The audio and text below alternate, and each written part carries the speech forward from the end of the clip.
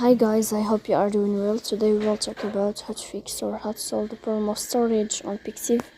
You will click on settings. You will go to apps, default apps, app settings. You will search for Pixiv.